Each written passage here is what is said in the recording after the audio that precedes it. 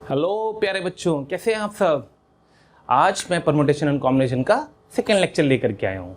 तो आज हम लोग उस लेक्चर के अंदर क्या क्या पढ़ते हैं, आइए देखते हैं। नेक्स्ट हम लोग आर्टिकल ले रहे हैं, वो आर्टिकल ले रहे हैं permutation of alike object taken some at a time. Permutation of alike object taken some at a time. Permutation of alike objects taken some at a time, taken some at a time। ठीक है, अभी देखिए जैसे हमारे पास 10 चीजें थी, उनमें से सारी उठा ली थी अपन ने, उनको अरेंज कर दिया था। अब हम क्या करने जा रहे हैं, कुछ कुछ उठाते हैं। तो देखिए इसको कैसे समझा जाता है। ये हैवी आर्टिकल है। पहली चीज तो ध्यान रखना, इस आर्टिकल के अंदर बहुत ज्यादा कंस्ट्रेंट्स आते हैं, बहुत ज़्यादा केसेस बनते हैं। ध्यान रखना है, कुछ केस भी मिस हो जाएगा तो आपके पास क्वेश्चन की पॉसिबिलिटी खत्म हो जाती है, आंसर की पॉसिबिलिटी खत्म हो जाती है। क्या होता है इसे आज ये कंसीडर, क्वेश्चन है find number of arrangements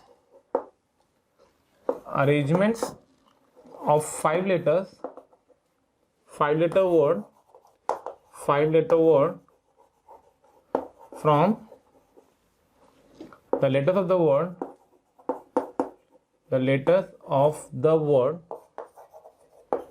the letters of the word, ठीक है। इंडिपेंडेंस, स्पेलिंग चाहो तो आप कैपिटल में लिखना, कंफर्टेबल रहोगे। इंडिपेंडेंस,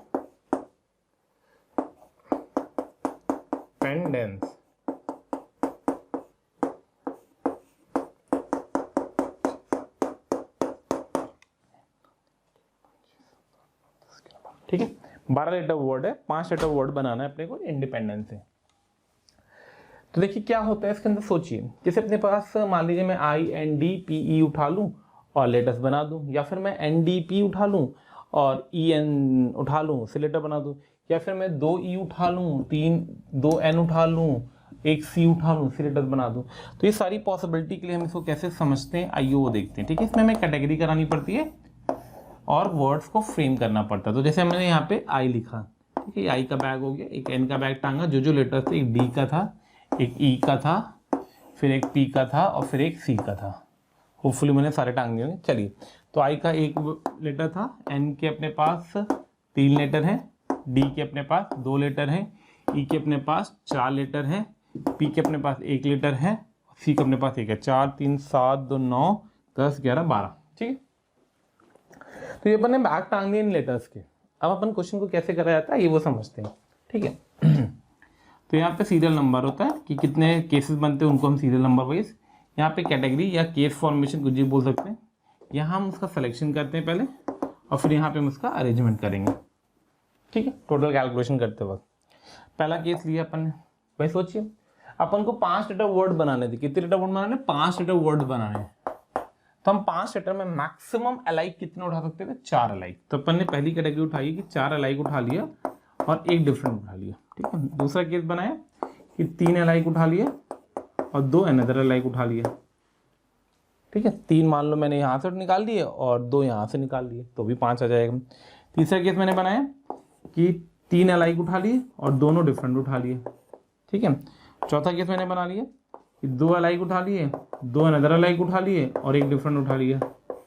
ठीक है, पांचवा केस मैंने क्या बना लिया कि 2 अलाइक उठा लिए और 3 डिफरेंट उठा लिए। इसी से ऑर्डर को ऑब्जर्व किया जाता है कि मैक्सिमम अलाइक से स्टार्ट किया जाता है और फिर मिनिमम अलाइक की तरफ मूव किया जाता है। ठीक है, छठा केस आ गया कि अपने पास 5 डिफरेंट हो जाए। क्या 5 डिफरेंट की पॉसिबिलिटी है? बिल्कुल, 5 डिफरेंट लेटर्स आ सकते हैं। ठीक है, तो ये अपन ने केस बना दिए। फिर से रिपीट कर दे रहा हूँ, मैक्सिमम 4 अलाइक उठ सकते थे, तो मैंने 4 अलाइक 1 डिफरेंट लिया, फिर 3 अलाइक 2 अनदर अलाइक लिया, फिर 3 अलाइक 2 डिफरेंट लिया, फिर 2 alike 2 another alike plus 1 different लिया, फिर 2 अलाइक 3 डिफरेंट लिया है और फिर 5 डिफरेंट लिया है। ठीक, अब क्वेश्चन 2 टाइप से आते हैं, सिलेक्शंस की बात भी वो कर सकते हो, अरेंजमेंट की। भाई फिलहाल तो मैंने आपसे ये पूछा है अरेंजमेंट बताओ, बट सिर्फ सिलेक्शन से भी काम होता है। कई बार सिर्फ क्वेश्चन में ये पूछा जाता है, इसकी वैल्यू निकलवाई जाती है। ठीक है, दोनों केसेस को अच्छे से समझना। 4 अलाइक देने वाला एक बैग था, उस बैग को उतारा 1C1 से, फिर एक डिफरेंट चाहिए तो 1 2 3 4 5 बैग ऐसे टंगे थे जिससे तो हर बैग, कोई भी बैग उतारोगे उससे एक डिफरेंट तो आप डेफिनेटली निकाल ही सकते हो। तो 5C1 हो गया, ठीक है। टोटल तरीके 5 हो गए, इन 5 को अरेंज करना है। तो 4 अलाइक 1 डिफरेंट है, तो 5 फैक्टोरियल अपॉन 4 फैक्टोरियल, ठीक है। जो भी वैल्यू आ जाए, वैल्यू मैं कैलकुलेट नहीं करूंगा, ध्यान रखना। 3 अलाइक 2 अनदर अलाइक, इसको ध्यान से देखना। 3 अलाइक 2 अनदर अलाइक, 3 अलाइक देने वाला 2 बैग थे, उनमें से कोई एक बैग उतार लो 2C1 से। फिर 2 अलाइक देने वाले 2 बैग बचेंगे, उनमें से कोई बैग उतार लो 2C1 से। टोटल तरीके 4 आ जाएंगे। इनको अरेंज करने तरीके हो गया 5 factorial upon 3 factorial 2 factorial, 3 factorial 2 factorial. 3 alike plus 2 different, 3 alike देने वाले 2 बैग थे, 3C1 से कोई 2C1 से कोई एक बैग उतार लो। फिर हमको चाहिए 2 डिफरेंट। अब 2 बैग में से कोई एक बैग उतर चुका, तो 1 2 3 4 5 बैग बचे हैं। उन 5 बैग में से कोई भी बैग उठा लो 5C2, तो 10 टू द 20 आ जाएगा। तो ये 20 इंटू इनको अरेंज करना है, तो 5 फैक्टोरियल अपॉन 3 फैक्टोरियल, ठीक है। चलो भाई आगे बढ़ते हैं। नेक्स्ट 2 अलाइक 2 अनदर अलाइक, इसको ध्यान से देखना। 2 अलाइक 2 अनदर अलाइक का मतलब होता है कि हमें 2 अलाइक के 2 बैग चाहिए। अब 3 बैग ऐसे हैं जो 2 अलाइक दे सकते हैं, उनमें से दोनों कोई भी 2 बैग उठा लो 3C2 से। 3C2 से 2 बैग उतार लिए। अब बने 1 डिफरेंट, तो अपने ने मान लो ये बैग और ये बैग होता है, तो 4 बैग अभी बचे, उनमें से कोई एक बैग उतार लो 4C1, तो 3 4 दा 12 आ जाएगा। तो इसको अरेंज करना है, तो 12 into 5 factorial upon 2 factorial 2 factorial. Alike object है, पावर चढ़ाने की जरूरत नहीं है, क्योंकि ग्रुपिंग में पावर चढ़ाते हैं, अलाइक में पावर नहीं चढ़ाते, ध्यान रखना। 2 अलाइक देने वाला, फिर से 3 बैग, उनमें से कोई एक बैग उतार लिया 3C1 से। 3 डिफरेंट, अब एक बैग उतर चुका, तो 1 2 3 4 5 बैग बचे, उनमें से कोई 3 बैग उतार लो 5C3। 5C3 भी 10 आएगा, 5C2 भी 10 था, 5C3 भी 10 होगा, 10 टू 3 30 आ जाएगा। तो बन जाएगा 30 इंटू, ठीक है। इसकी कैलकुलेशन कर लेना बाद में, मैं जगह नहीं है इसलिए लिख नहीं पाऊंगा। तो 5 फैक्टोरियल आएगा, और नीचे आएगा अपने पास 2 अलाइक प्लस 3 डिफरेंट, मतलब 2 फैक्टोरियल। अलाइक से डिवाइड किया जाता है। 5 डिफरेंट, तो 2 2 4 5 6 बैग है, उनमें से कोई भी 5 बैग उतार लो 65 6 तरीके, उनको अरेंज कर दो 6 इंटू 5 फैक्टोरियल, ठीक है। इन सबको जोड़ देना, जो ये टोटल आएगा ये टोटल अरेंजमेंट को रिप्रेजेंट करेगा, और इन सबको जोड़ देना, ये जो टोटल आएगा ये टोटल सिलेक्शन को रिप्रेजेंट करेगा। तो category, serial number, category, selection and arrangement, इस तरीके से ये क्वेश्चन का रूप होता है, जिसमें एक क्वेश्चन आपका ये पूछा जा सकता है, ये वैल्यू निकालो, और एक बार ये बहुत रेयरेस्ट पूछी जाएगी तो मैक्सिमम या तो ये कि केसेस कितने बनते हैं। This is itself a question कि केसेस आप कितने बना पा रहे हैं, ये अपने आप में एक क्वेश्चन है कि कितने केसेस आप बना पाएंगे, वो अपने आप में एक क्वेश्चन होगा, ठीक है। कि केस बनाना आईआईटी ने पूछा हुआ है, ध्यान रखना इस चीज को, ठीक है। अच्छा क्वेश्चन था। इसी फैमिली को बिलोंग करते एक और क्वेश्चन होता है डाइस वाला, जिसमें हम लोग अभी जैसे अपन ने अल्फाबेट्स को यूज किया, अब हम लोग डिजिट्स का यूज करेंगे। किसका यूज करेंगे? डिजिट्स का। क्या होता है आइए वो भी मैं आपको बता देता हूं। Find number of 7 digit numbers, find number of 7 digit numbers if sum of digits equals to 59 and using digits 5 6 7 8 and 9, ठीक है। इन 5 डिजिट का यूज करना है और हमको 60 डिजिट का नंबर बनाना है, और इस तरीके से बनाना है कि उनका सम 59 आए, ठीक है। तो 1 2 3 4 5 6 7 चेयर पे बैठे हुए लोगों का सम टोटल 59 चाहिए, और जो लोग बैठ सकते हैं वो खाली यही 5 लोग बैठ सकते हैं, या तो 5 या तो 6 या तो 7 या तो 8 या तो 9। क्लियर? ये बात समझ में आनी चाहिए अच्छे से, बहुत सिंपल सा कंसेप्ट है, ध्यान से देखना। तो इसमें भी वही सोल्यूशन होता है, इसमें भी कैटेगरी बनती है। पहले तो सीरियल नंबर आता है, ठीक है, पहला केस। फिर कैटेगरी को किस तरीके से बना रहे हैं वो देख लेना, और फिर उनको किस तरीके से अरेंज करते हैं वो देख लेते हैं, ठीक है। तो पहला है सीरियल, 7 नंबर बनाना है। तो सबसे पहले हमने 9 9 9 9 9 9 पना 45 9 54, करेक्ट है। 6 7 की चेयर पे 54 है, 59 चाहिए, तो लास्ट चेयर पे 5 आ गया। फिर से रिपीट कर रहा हूँ, मैक्सिमम नंबर यूज करा करो जो सबसे बड़ा हो। तो मैक्सिमम बार यूज किया मैंने 9, तो 9 9 9 9 9 9 9 6 बार यूज कर लिया। 9 6 54, 54 मुझे लाना था 59, टोटल हमारा 59 तो शायद चेक कर लेना, गलत ना लिख रहा होगा, 59 है टोटल, 59 था। तो अपन ने एक बार जो लास्ट चेयर पे बैठा वो 5 बैठा, तो ये 7 चेयर पे बैठे हुए नंबर हो गए। अगर आपने पहला केस बना लिया ना, अब केस बनाना बहुत आसान होता है, ठीक है, क्योंकि याद करना कि मैक्सिमम 9 तक जा सकते थे, मिनिमम 5 तक। दूसरा केस जो बनेगा, इन दोनों को इंटरचेंज कर दो, 99999 यहाँ से मतलब इंटरचेंज मतलब एक यहाँ से निकालो यहाँ भेज दो, 8 6 आ गया। तीसरा केस आएगा, फिर इन दोनों को इंटरचेंज कर लो, तो 99998 और 7, ठीक है। फिर चौथा केस आएगा, इन दोनों को इंटरचेंज कर लो, तो 99988 और 8, ठीक है। अब इसमें कोई केस छूट रहा है नहीं छूटा वो आपको सोचना है, कैलकुलेशन के हिसाब से ध्यान रखना। तो जैसे यहाँ पे अपन ने 8 6 किया था, वैसे हम यहाँ पे 7 7 भी कर सकते थे। सोचो भाई, 2 बार 7 भी तो आ सकता था, 8 6 14 होता, 7 7 14 होता, यानी ये वाला केस एक बार फिर से बना लो। तो उसको बना दो 999, इन दोनों को इंटरचेंज करो, ध्यान रखना 9 और 7 7, ठीक है। बाकी कोई नहीं, क्योंकि अगर आपने 9 मान लो यहाँ से एक निकाला और यहाँ भेजा तो बना 8 8 7, जो कि ऑलरेडी ऊपर बन चुका है। तो टोटल केसेस बनेंगे ये 5, ठीक है। तो अपने आप में एक क्वेश्चन तो ये बन गया, कितने केसेस बन सकते हैं, 5 केसेस। अब इनको अरेंज करना है, तो ये 7 चेयर पे 5 अलाइक बैठे हुए, तो 7 फैक्टोरियल अपॉन 5 फैक्टोरियल, नेक्स्ट आएगा 7 फैक्टोरियल अपॉन 5 फैक्टोरियल, नेक्स्ट आएगा 7 factorial upon 4 factorial into 2 factorial, next आएगा 7 फैक्टोरियल अपॉन 3 फैक्टोरियल 4 फैक्टोरियल, ठीक है। नेक्स्ट आएगा 7 factorial upon 5 factorial into 2 factorial, correct है। इनको ऐड कर देना, जो आंसर आएगा वो आपका आंसर होगा। एक बार कैलकुलेट कर लेना, आंसर 210 आता है शायद, 210, ठीक है, देख लेना ध्यान से। तो ये हम लोगों ने बात कर ली permutation of alike object taken समेटेड टाइम की। चलिए आगे बढ़ते हैं, नेक्स्ट आर्टिकल अपन कवर कर रहे हैं सर्कुलर परमुटेशन। किसकी बात करने जा रहे हैं, सर्कुलर परमुटेशन।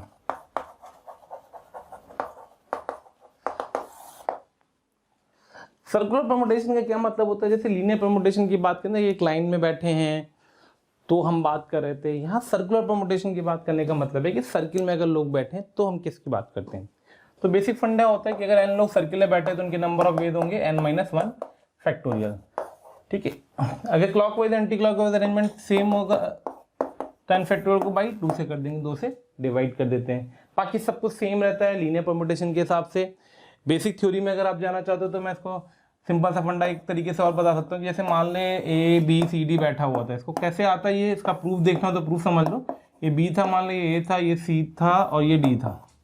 B पे अगर मैंने एक कट मारा और इससे गिरा दिया B को, तो B का आधा भी यहाँ बैठ गया और आधा भी यहाँ बैठ गया। रास्ते में बैठा है अपने पास A, ये B, C और D, करेक्ट है।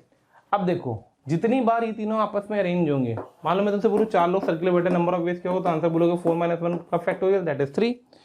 तो उसका प्रूफ क्या होता है वो ये समझ लो, जितने तरीके से तुम इसको अरेंज कराते जाओगे ADC को, B और B आपस में जुड़ता जाएगा, तो हर बार एक नया सर्कुलर परमुटेशन जनरेट करता जाएगा, ठीक है। इसलिए हम लोग बोलते हैं बेसिकली इन 3 को अरेंज कर दो। किसी एक चीज को अगर हमने सर्किल में फिक्स कर दिया तो बाकी रिमेनिंग को हम अरेंज करते हैं एज अ लीनियर, बिल्कुल लीनियर की तरह ट्रीट करेंगे। तो इन 3 को अगर मैं तुमसे बोलूँ अरेंज करो तो आंसर बोलोगे 3 फैक्टोरियल, जो कि बेसिकली क्या लिखा हुआ है 4-1 का फैक्टोरियल, ठीक है। नेक्स्ट पॉइंट जैसे होता है कि n थिंग्स को अपन ने लाइन में है और r कॉन्जिक्यूटिव उठाने तो नंबर ऑफ वेज निकल के आते हैं n-r+1, याद है। ऐसे अगर n थिंग्स हैं, n things in a circle, n things in a circle, so selection of r consecutive things, तो उसके नंबर ऑफ वेज कितने होंगे, तो n ही होंगे। मतलब 10 लोग बैठे हैं और अगर मान लो 2-2 की कॉन्जिक्यूटिव उठाने तो कितने कॉन्जिक्यूटिव उठ के आएंगे, तो n ही उठ के आएंगे। 3-3 के कॉन्जिक्यूटिव उठाने कितने उठ के आएंगे, n ही उठ के आएंगे। 4-4 के कॉन्जिक्यूटिव उठाने कितने उठ करके आएंगे, n ही उठ करके आएंगे, ठीक है। एग्जैक्टली r कॉन्जिक्यूटिव वाला पॉइंट था, ठीक है।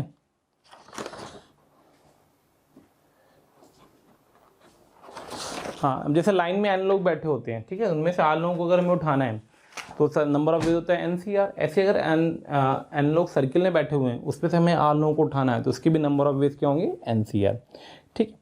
फिर जैसे अपन ने स्टेशन प्रॉब्लम की थी तो उससे एक फॉर्मूला डिराइव हुआ था ना कि n में से अगर लाइन में बैठे हुए हैं और नो टू आर कॉन्जिक्यूटिव के नंबर ऑफ वेज क्या होंगे, तो आंसर आता है n-r+1 CR। इसी तरीके से अपन अगर लाइन में एक सर्किल में अगर n लोग बैठे हुए हैं, ठीक है, n लोग सर्किल में बैठे हुए थे 4 5 6 7 8 9 n, ठीक है।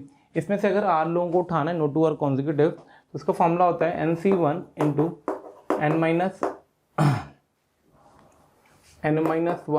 Plus r-1 CR-1 by r, n-r+1 आएगा ना, n-r+1, तो NC1 n-3 minus R minus one plus one C R minus one. ठीक है, चेक कर लेंगे एक बार, मैं फॉर्मूला मैं भी चेक कर लेता हूँ। N C one into N minus three minus R minus one plus one C R minus one by R, correct है, ये फॉर्मूला होता है। और सोचिए सर ये फॉर्मूले का डेरिवेशन क्या होता है, तो भाई इसका सिंपल सा फंडा ये है कि मान लो मैं एक क्वेश्चन ले लेता हूँ कि 12 साइडेड पॉलीगन था, 1 2 3 4 5 6 7 8 9 10 11 12, तो 1 2 3 4 5 6 7 8 9 10 11 और 12। ठीक है, ये 12 लोग, this 12 people are sitting in a circle, ये 12 लोग एक सर्किल में बैठे हुए हैं। ठीक है, और हमें इसमें से मान लो 5 लोगों को उठाना है, no two are consecutive, selection of 5 no two are consecutive, selection of 5 no two are consecutive, no two are consecutive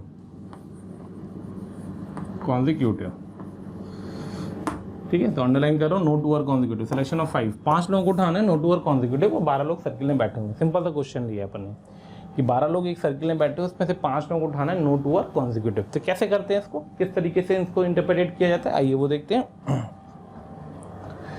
तो भाई 12 लोगों में से 5 लोगों को उठाना है, नो टू आर कॉन्जिक्यूटिव, तो 12 में से किसी एक को उठा लो 12C1 से, तो 12 में से किसी एक को उठा लिया 12C1 से, लेट अस मैंने 1 को उठा लिया। अब कॉन्जिक्यूटिव उठाने तो मतलब 2 और 3 को, तो 1 को उठा लिया मैंने, 1 को उठा लिया, तो अब मैं 2 को नहीं उठा सकता हूँ, 12 को नहीं उठा सकता हूँ। ठीक, अभी जैसे मैंने आपको बताया टाइम काटने वाला, तो वैसे मैंने यहाँ पे कट मार दिया। जब कट मार दिया तो ये रहा आपका 12 वाला हिस्सा और ये रहा आपका 2 हिस्सा जो कि नहीं उठेंगे। तब अपने को 11 से लेकर के 11 10 9 8 7 6 5 4 3, ठीक है, ये जो सफ़ेद कलर से मैंने लिखे हैं इनमें से कोई भी 4 उठा लो, no two are consecutive, station problem. तो टोटल थे 12, ठीक है, तो 12 में से 3 तो चले गए, कौन कौन चला गया, एक तो 1 और एक 12 और 2, क्यों, क्योंकि मैंने जो उठाया था उसके अड़ोसी पड़ोसी तो उठ नहीं सकते हैं। मुझे उठाने कितने थे, 5, एक ऑलरेडी उठ चुका था, करेक्ट है, मैं 4 और उठा सकता था। अब जो 4 उठा सकता था, लेट अस मैंने 3 को उठाया, 6 को उठाया, 8 को उठाया और 10 को उठाया। देख पाए इस तरीके से कुछ ऐसी फिगर बन गई, ये पेंटागन बन गया आपका। ठीक है, तो इन रिमेनिंग में से, तो रिमेनिंग कितने, 12 माइनस 3 मतलब 9, इन 9 में से 4 उठाओ, 9 स्टेशन में से 4 स्टेशन उठाओ, नो टू आर कॉन्जिक्यूटिव। तो फॉर्मूला लगाएंगे 9 माइनस 4, 4 मतलब 5 माइनस 1 प्लस 1 सी 5 माइनस 1, 4 लिखा हुआ है 5 माइनस 1 को। ठीक है, अब आप सोचो सर आप डिवाइड क्यों कर रहे हो, उसको सुनना। जो ये ऑरेंज कलर से आपने फिगर बनाया है, ये फिगर बन करके आया है कब, जब मैंने 12C1 से 1 को उठाया और इस क्रांतिकारी आत्मा से 3 6 8 और 9 को उठाया। क्लियर है, मान लो मैं 12C1 से 3 को उठा लेता और इस क्रांतिकारी आत्मा की वजह से मेरा 6 8 10 और 1 दोबारा से उठ जाता, तो देख वापस से मुझे यही पेंट हाउस मिल गया। पेंट हाउस ना बोल कर पेंटागन बोलो, तो यही पेंटागन वापस से आ गया। इसी तरीके से अगर मैं 12C1 से 6 उठाता तो इस पापी की वजह से मैं रिमेनिंग उठा सकता था 4, यही पेंटागन 5 बार रिपीट कर गया, इसलिए अपॉन 5 कर दिया मैंने। यहीं से ऊपर वाला फॉर्मूला डिराइव हो गया। नोट करो फटाफट और देखो फॉर्मूला किस तरीके से इंटरप्रेट किया गया है। थैंक यू सो मच हमें इतना सारा प्यार देने के लिए। हजारों स्टूडेंट्स हमारा ये वीडियो लेक्चर्स जो आपको दिख रहा है इसका फ़ायदा उठा रहे हैं, और आप भी अगर इसका फ़ायदा उठाना चाहते हैं तो नीचे डिस्क्रिप्शन लिंक में क्लिक करें और अपना जो भी इनरोलमेंट है उसको सुनिश्चित करें। साथ ही जिन बच्चों को डाउट सॉल्विंग और स्टडी मटेरियल से रिलेटेड कोई भी इशू आ रहा है वो हमारे प्रीमियम कोर्स को इनरोल कर सकते हैं डिस्क्रिप्शन बॉक्स में जा करके। सर्कुलर परम्यूटेशन इंपॉर्टेंट है, सिंपल भी है तो होना चाहिए। बाकी तो अपन बेसिक थ्योरी कवर करें, फिर जेई मेंस के क्वेश्चन लेंगे, उनसे सीखेंगे किस तरीके से क्वेश्चन प्रोसीड किया जाता है। ठीक है, एक क्वेश्चन और कर लेते हैं इसी में। In how many different ways, in how many different ways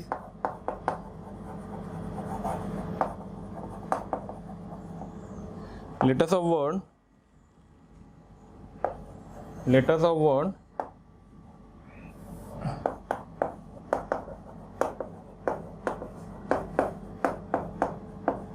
terrorism can be arranged can be arrange in a circle लिख दो शॉर्ट में, इन अ सर्किल। टेररिज्म को अरेंज करना इन अ सर्किल, तो देखो 1 2 3 4 5 6 7 8 9, तो 9 - 1 फैक्टोरियल तो तब होता जब दुनिया में कोई भी अलाइकेटर ना होता। कितने अलाइक हैं? 3 आर हैं, तो upon 3 factorial. These are the total number of ways in which terrorism can be arrange in a circle. ठीक है, चलिए आगे बढ़ते हैं। नेक्स्ट आर्टिकल ले रहे हैं टोटल नंबर ऑफ कॉम्बिनेशन। ठीक है, total number of combination, total number of combination, इसी को बोलते हैं टोटल नंबर ऑफ सिलेक्शन, कुछ भी बोल सकते हैं, total number of combination, total number of selection. इसके अंदर क्या होता है बेटा, इसके अंदर हो रहा होता है कि जैसे लाइक आपसे पूछा जाता है अगर कि कुछ चीज़ें हैं हमारे पास, जैसे 10 डिफरेंट कलर की बॉल्स हैं और मुझे बॉल किसी रूम के अंदर 10 डिफरेंट कलर की बॉल है, मैं बोलूँ आपके जगह जाओ और एक बॉल लेकर के, तो आप बोलोगे 10C1, 2 लेकर के और 10C2, 3 लेकर के और 10C3, 10 के 10 लेकर के और 10C10, और ना लेकर के हो तो 10C0। तो ये जो 10C0 से लेकर के 10 तक की वर्ड नंबरिंग बोली है ये, इसका अगर हम सम लिख देते हैं बेटा, तो ये टोटल तरीके होंगे उस रूम से बॉल लाने या ना लाने के। ठीक है, तो अगर हमसे बोला जाता है, इसका पहला केस है for n distinct objects, for n different object, for n different objects. ठीक है, total number of combination should be equals to TNC should be equals to, इसको हम लोग इस तरीके से बोलते हैं कि the total number of combination of n thing out of total number of combination of n different thing, total number of combination of n different thing, n different objects लिख दो, या ऐसी कुछ तरीके से भी लिख सकते हैं हम लोग, total number of n different thing, total number of combination, important article है, of n different things। ठीक है, तो उस रूम से कॉम्बिनेशन मतलब सिलेक्शन करना ही करना है। उसका तरीका होगा या तो NC1, या तो NC2, या तो फिर NCN। एक बॉल लाओ, 2 लाओ या फिर n लाओ। इसका फॉर्मूला हो गया 2 की पावर n - 1। ये 1 किस चीज़ को रिप्रेजेंट कर रहा है? बॉल ना लाने को। अगर आप ध्यान से ऑब्जर्व करें तो इस 1 को हम लोग लिख सकते हैं बेटा NC0, और उधर उठा के रख देंगे, तो NC0 से लेकर के NCN तक का सम कितना बन जाएगा? 2 की पावर n के बराबर बन जाएगा। ठीक है, इसी तरीके से अगर मैं बात करता हूँ मेरे पास n अलाइक ऑब्जेक्ट्स हैं, तो total number of combination of n, यहाँ पे डिफरेंट था, alike objects that will be equals to. ठीक है, अब अगर अपने पास अलाइक ऑब्जेक्ट्स हैं, जैसे मैं बोलूँ कि मेरे पास 10 बॉलें हैं और मैं आपसे बोल रहा हूँ कि 10 बॉलों से जाओ और एक बॉल लेकर के और उनसे 2 बॉल लेकर के, और 10 अलाइक बॉलें रखी हुई रेड कलर की बॉल है, मैं बोलूँगा जा चिंटू एक रेड बॉल लेकर के, तो चिंटू जाएगा, एक रेड बॉल उठा लाएगा, एक ही तरीका। ठीक, फिर मैं बोलूँगा चिंटू जा 2 रेड बॉल उठा ला, उसको लगेगा क्या पागलबंदी की बातें मुझसे कर रहे हैं, सब बॉलें एक जैसी ला, दे 2 बॉलें लिए चला आया। पिछले और इस आर्टिकल में अंतर कि पिछले बार डिफरेंट था, तो उसके बाद सेलेक्ट करने के लिए चॉइसेस थी, यहाँ पे सेलेक्ट करने के लिए चॉइसेस नहीं बचेंगी। क्यों? क्योंकि सारी बॉलें एक जैसी हैं, यानी कि वो 1 बॉल उठाता, 2 बॉल उठाता, या फिर सारी की सारी n बॉल उठाते, तो टोटल नंबर ऑफ वेज आते n। ठीक है, अब इसी तरीके से अगर मैं बोलूँ कि मेरे पास total m different plus n alike plus p alike things थी। ठीक है, इसकी टोटल नंबर ऑफ कॉम्बिनेशन क्या होगी? TNC, total number of combination should be equal to. तो अगर m डिफरेंट ऑब्जेक्ट्स हैं तो उसके उठाने या ना उठाना, करेक्ट है, ध्यान समझना इस चीज़ को, उठाने या ना उठाने के तरीके होंगे 2 की पावर m, करेक्ट है। n अलाइक है, उसके उठाने ना उठाने के तरीके होंगे n+1। p अलाइक है, उसके उठाने ना उठाने के तरीके होंगे p+1। लेकिन उठाना कंपलसरी, क्योंकि हम कॉम्बिनेशन की बात कर रहे हैं, मतलब सिलेक्शन की बात कर रहे हैं, तो जो फॉर्मूला जनरेट हुआ 2 की power m into n+1 into p+1 -1। ठीक है, अगर ये थोड़ा सा डाउट है तो आइए इसको समझ लेते हैं एग्जाम्पल के थ्रू, तो जस्ट समझाने वाला कि मेरे पास मान लो 3 बैट थे, डिफरेंट बैट थे। ठीक है, डिफरेंट बैट थे, ठीक है, और 2 अलाइक बॉल्स थी। अब मैं बोलूँगा चिंटू जब बेटा रूम से कुछ लेकर के आ, तो चिंटू क्या करके आएगा? चिंटू के पास चॉइस थी, को एक बैट उठा लाता 3C1, सॉरी कोई बैट ना उठा के लाता 3C0, एक बैट उठा लाता 3C1, 2 बैट उठा लाता 3C2, 3 बैट उठा लाता 3C3। ये तो उसके पास चॉइसेस थी बैट उठाने की या ना उठाने की। अब बॉलों की बात करूंगा तो 2 अलाइक बॉल्स हैं, तो 2C0 1C जो पहला वन है मतलब कोई बॉल नहीं लाया, 0 बॉल लेकर के आया, 1 बॉल लेकर के आया और 2 बॉल लेकर के आया। क्योंकि बॉलें अलाइक थी तो सबके तरीके के होंगे 1 1 1 1 1। इसमें सिर्फ एक कॉम्बिनेशन ये है, मान लो इन दोनों को मैं मल्टीप्लाई कर दूं, मान लो मैं इन दोनों को मल्टीप्लाई कर दूं, तो चिंटू रूम से क्या लाया है, चिंटू रूम से कोई भी बैट नहीं लाया, कोई बॉल नहीं है, खाली हाथ चला है। ठीक, अगर मैं इसको और इसको मल्टीप्लाई कर दूं तो चिंटू कोई बैट नहीं लाया लेकिन 1 बॉल लाया। अगर मैं इसको और इसको मल्टीप्लाई कर दूं तो चिंटू 3 बैट लाया, कोई बॉल नहीं लाया। यानी कि ये जो टोटल चीज लिखी हुई है ये है कि रूम से बॉल लाने या ना लाने की टोटल नंबर ऑफ वेज, लेकिन लाना कंपलसरी था तो चिंटू खाली हाथ बाहर नहीं आना चाहिए, तो एक केस माइनस कर दो। वो केस किसको रिप्रेजेंट करोगे, इसको और इसको रिप्रेजेंट करोगे। बेसिकली हमने इन दोनों को मल्टीप्लाई किया तो हमारी वैल्यू 1 आई, उस 1 को माइनस कर दो, बाकी हर केस में कुछ ना कुछ चिंटू के पास जरूर आएगा। तो टोटल नंबर ऑफ कॉम्बिनेशन इसी बात को रिप्रेजेंट करता है कि अगर हम किसी रूम के अंदर से गए हैं तो वहां से खाली हाथ नहीं आना है, बस ये ध्यान रखना है कुछ ना कुछ लेकर के जरूर बाहर निकलना है। आइए इसके एग्जाम्पल को समझते हैं क्वेश्चन के थ्रू। ठीक है, तो प्रॉपर क्वेश्चन ले रहा हूं मैं। out of 3 math book, 4 physics books and 5 chemistry books, how many different selections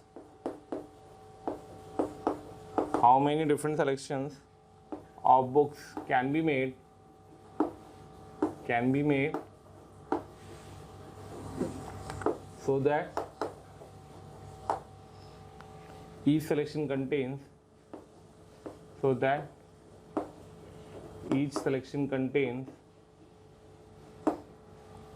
पहला part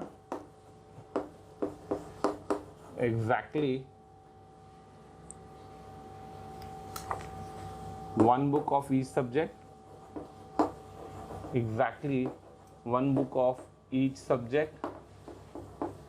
Second part, at least 1 book of each subject, at least 1 book of each subject, 1 book of each subject, at least 1 book of each subject. Next part,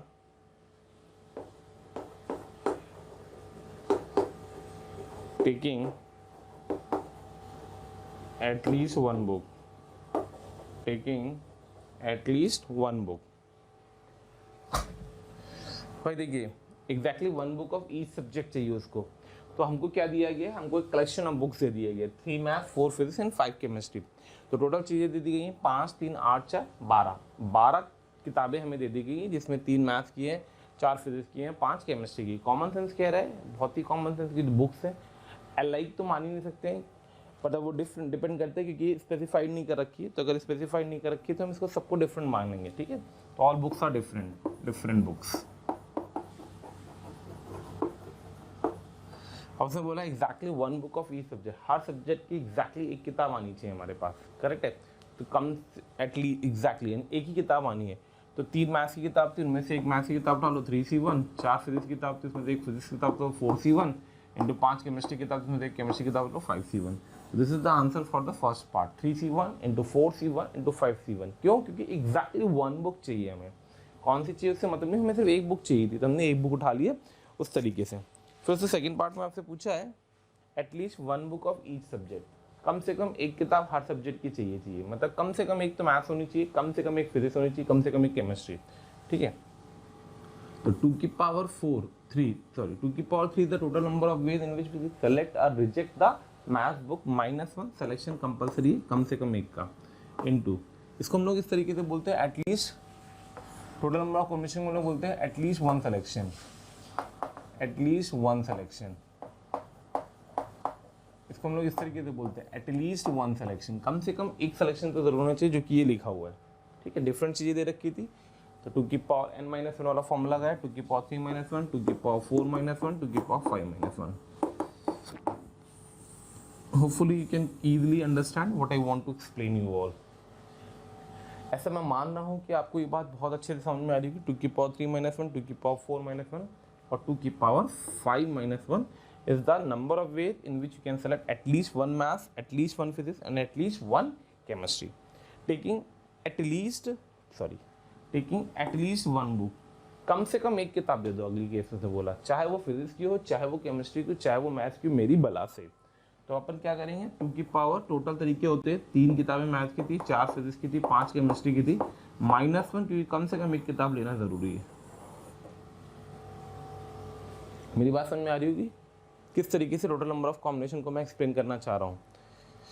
exactly 1 book तो एक ही उठा ली, at least 1 book मतलब total number of combination, at least 1 book of each subject और at least 1 book, दोनों case का अंतर देख लेना है। यहाँ कम से कम एक मैथ्स, एक फिजिक्स, एक केमिस्ट्री जरूर चाहिए, यहाँ पे कम से कम एक किताब चाहिए हमें, किसकी होगी उससे हमें मतलब नहीं है। आइए क्वेश्चन और देखते हैं, जेई का ही पुराना क्वेश्चन है, अच्छा क्वेश्चन है। Next question, consider number 756 n is equals to 75600। ठीक है, फर्स्ट पार्ट आ रहा है इसका। तो एक काम करते, पहले तो हम इसका प्राइम फैक्टराइजेशन कर देते हैं, तो बन जाएगा इसका प्राइम फैक्टराइजेशन जब हम लोग करेंगे तो 5 की पावर तो 2 ही आएगा, क्योंकि नंबर ऑफ जीरोस 5 पे डिपेंड करते हैं। ठीक है, और 2 की पावर शायद 4 आता है, 3 की पावर 2 आता है, 2 की पावर 4 आता है, 3 की पावर 3 आता है, 5 की पावर 2 आता है, 7 की पावर 1 आता है। ये है इसका प्राइम फैक्टराइजेशन। फैक्टराइज के लिए बहुत सिंपल है। ठीक है, अब इसके अंदर जो आर्टिकल्स आते हैं उसमें जो पहला क्वेश्चन होता है टोटल नंबर ऑफ कितने इसके डिवाइडर्स होंगे, टोटल डिवाइडर्स। अब ये जो डिवाइडर का फंडा है वो समझ लेना बेटा कि मतलब हम किस तरीके से हम डिवाइडर्स को इंटरप्रेट कर रहे हैं। इसका एक डिवाइडर 7 भी होगा, 5 भी होगा, 3 भी होगा, 2 भी होगा, 4 भी होगा, 12 भी होगा, 35 भी होगा, 35 भी होगा। तो इस तरीके से सारे डिवाइडर्स होंगे। अब इनको हम कैसे लिखा जाता है वो समझना। फिर करेक्ट है, जब हम डिवाइडर का इसका रूप देंगे तो उसके अंदर 2 की पावर a होगा, 3 की पावर b होगा, 5 की पावर c होगा, 7 की पावर d होगा, a b c d। ठीक है, a 0 हो जाए, b 0 हो जाए, c 0 हो जाए, d 1 हो जाए, एक डिवाइडर आएगा। a 0 हो जाए, b 0 हो जाए, c 0 हो जाए, d 0 हो जाए, एक डिवाइडर आएगा नंबर इटसेल्फ। a 2 हो जाए, b 1 हो जाए, 3 1 हो जाए। इसको इस तरीके से समझो कि एक रूम के अंदर 4 2 नंबर की बॉल पड़ी, 3 नंबर की बॉल पड़ी, 2 5 नंबर की बॉल पड़ी और 1 7 नंबर की बॉल पड़ी है। और अगर हम उस रूम से खाली हाथ बाहर नहीं आ रहे हैं तो हर बार एक डिवाइडर लेकर के आ रहे हैं। तो टोटल डिवाइडर का फॉर्मूला क्या बन गया, कितनी बॉल थी 4, तो 4 + 1 LI है इसलिए 3 + 1 करेक्ट है, 2 + 1 और 1 + 1। फिर से रिपीट कर रहा हूँ, इस चीज़ को फील करना। ये जो 4 इसको उल्टा लिखना बल्कि थोड़ा सा कंफर्टेबल आप भी रहोगे, मेरे को समझाने में भी कंफर्टेबल रहेगा। ठीक है, टोटल डिवाइडर में 1 + 4, 1 + 3, 1 + 2 और 1 + 1। तो बच्चों ध्यान रखना, ये जो 1 लिखा हुआ है ये 1 रिप्रेजेंट किस चीज़ को कर रहा है कि हमने ना तो 2 उठाया, एक भी 2 नहीं लाऊंगा, उसका एक तरीका, एक 2 लाऊंगा एक तरीका, 2 2 लाऊंगा एक तरीका, 3 2 लाऊंगा एक तरीका, 4 2 लाऊंगा एक तरीका। तो वो 4 तरीके होगा और एक भी 2 नहीं लाया, वो ये 1 है। यानी ये 1 रिप्रेजेंट कर रहा है किसी भी 2 को ना उठाने का। ऐसे ये 1 रिप्रेजेंट कर रहा है किसी भी 3 को ना उठाने का। n + 1, n था number of ways of selection, +1 था मतलब खाली हाथ बाहर आना, तो खाली हाथ को 1 रिप्रेजेंट कर रहा है ये। ठीक है, तो ये टोटल डिवाइडर आएगा, इसको सिंप्लीफाई कर लेना, जो भी वैल्यू आ जाएगी, I am not concern about the numerical value, 120 आती है, सॉल्व कर लीजिएगा। ठीक है, इस तरीके से नेक्स्ट क्वेश्चन इसका आता है टोटल नंबर डिवाइडर के बाद total even divider, total odd divider, ऐसे क्वेश्चन मिल सकते हैं आपको। ठीक है, तो टोटल मान लो इवन डिवाइडर्स की बात करता है, कितने इवन डिवाइडर्स होंगे वो बताइए भाई। अब अगर वो आपसे कह रहा है कि इवन डिवाइडर्स की बात करनी है, किसकी बात करनी है, इवन डिवाइडर्स की बात करनी है आपको, तो इवन डिवाइडर्स का मतलब होता है डिवाइडर डिविजिबल बाई 2, करेक्ट है।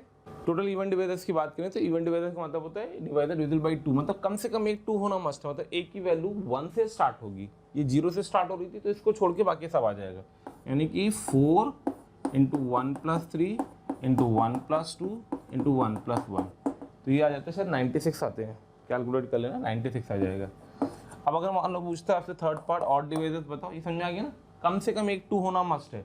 तो 2 की पावर 0 वाला जो केस था, ये वाला 1 किसको रिप्रेजेंट कर रहा था, ये वाला 1 रिप्रेजेंट कर रहा था 2 की पावर 0 को, तो इसको छोड़ दो तो बाकी हर बार 2 जरूर आएगा। ठीक है, अब यहाँ से जैसे हमसे बात करता है ऑड डिवाइडर बताओ, ऑड डिवाइडर्स कितने होंगे, तो ऑड डिवाइजर्स की अगर हमसे बात करने के लिए बोलता तो हम ऑड डिवाइजर क्या करेंगे, ये नहीं कैलकुलेट करना चाहिए, total divisor minus even divisor 120 minus 96, ठीक है।